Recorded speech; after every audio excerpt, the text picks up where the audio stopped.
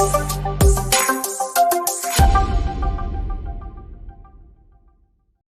nouvelle fois, les partisans du Fiat Europe saisissent l'opportunité de se rassembler en ligne ce vendredi 14 avril 2023 pour la clinique de la santé et du bien-être menée par le coach Rodrigue Guédigansou, président Fiat Allemagne. En ouvrant la séance, l'ambassadeur Annick Guédigansou, ingénieur agroéconomiste, appelle l'assistance à exprimer son attachement au Forum international des ambassadeurs du développement. Je m'engage à être si fort que rien ne peut perturber ma paix intérieure. Pour cette soirée, c'est le coach Farima Kamara Diallo, agent hospitalier sur la région parisienne, qui accueille les élus de Dieu. Nous assistons à ce jour à notre clinique de la santé et du bien-être. Ce grand rendez-vous qui nous permet de donner, mais surtout de recevoir de tous les orateurs. Je vous prie de vous installer confortablement afin d'être imprégné par la profondeur de chaque mot. Je décrète une merveilleuse rencontre. Ce soir, c'est au tour du coach Nassi Katakbaou Touré, assistant trilingue, de rappeler à tous la vision, la mission et les valeurs du Forum international des ambassadeurs du développement. Notre vision au FIAD est l'édification d'un monde pacifique. En d'autres termes, nous rêvons de bâtir à l'intérieur de chaque être humain une paix permanente et définitive. Notre mission est de forger ce caractère doux de l'être humain par le biais d'une formation continue. Nos valeurs résident en la foi en Dieu et en l'être humain, en la fraternité universelle, en l'égalité entre les êtres humains, en l'obligation ou l'autorité de s'appuyer sur la loi et non sur l'arbitraire, en la noblesse de servir l'humanité, en le pouvoir de l'amour et de la connaissance.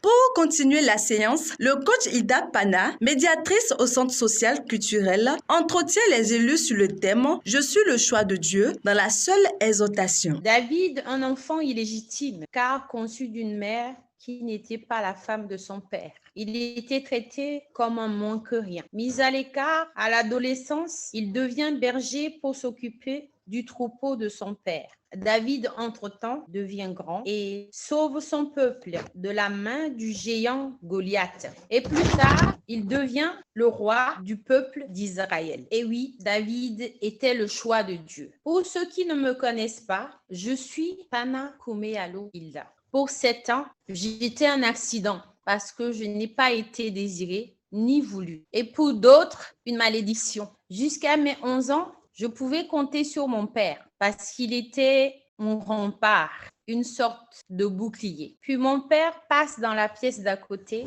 et comme David, j'ai été mise à l'écart, traitée comme une moins que rien. Comme quoi, ou soi-disant, je suis un enfant illégitime. Et à l'âge de 21 ans, un déclic. Parce que Dieu m'a envoyé une merveilleuse personne qui est ma belle-sœur. Elle a su m'aimer, me valoriser et me montrer le chemin. Un grand homme dans les missions à l'ombre du coaching a dit ceci. Nous sommes tous de Dieu, car le diable ne peut créer. Oui, je suis le choix de Dieu. On ne m'appelle pas Hilda dans ma famille. Eux tous, ils m'appellent Joseph parce que je suis une solution. Moi qui ai été foulée aux pieds, traitée comme une moins que rien, aujourd'hui, je m'appelle Joseph. Car Dieu, bien avant la création du monde, dans son plan parfait, j'y étais déjà. Je ne suis pas un accident. Alors, je viens dire à quelqu'un ce soir, à une personne extraordinaire ce soir, que tu n'es pas obligé de rentrer dans leur moule, car Dieu a un projet de paix pour toi, de l'avenir et de l'espérance pour toi. Toi aussi, tu es le choix de Dieu. À propos du message du jour sur le thème « Respectons Dieu », le coach Komlan Djoboku, ingénieur informaticien, le décortique avec soin. Respecter Dieu, c'est reconnaître la présence de Dieu et de vivre dans cette présence-là. Mais où se trouve ce Dieu-là?